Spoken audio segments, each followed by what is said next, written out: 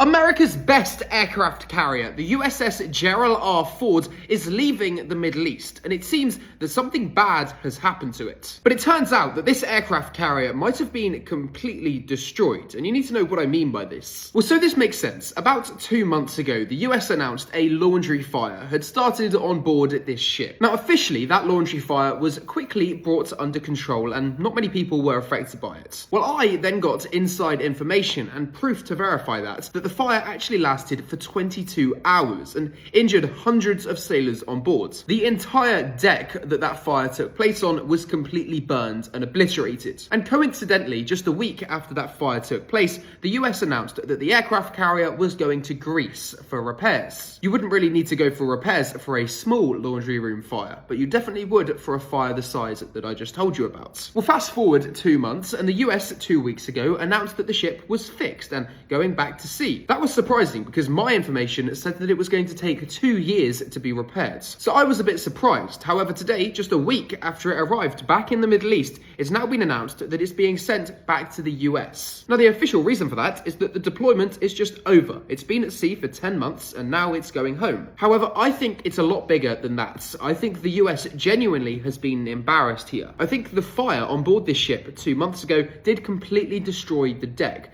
and the repairs in Greece only repaired it enough to be able to continue sailing. I think it's going to take years for the ship to be completely fixed back to what it was before the fire, and I think that is why it's going back to the US now. The US still has 2 aircraft carriers in the Middle East, the USS George W. Bush and the Abraham Lincoln. So it's not like the US doesn't have a presence there off the coast of Iran still. Really, this isn't a great look for the US, but I think that is what's happened, and it'll probably come out over the next few days from leaks and things like that. And so when we get confirmation of this and what I've told you turns out to be true, which it will, I'm going to be the first one to tell you about it. So leave me a follow because I cover the news that you won't find anywhere else.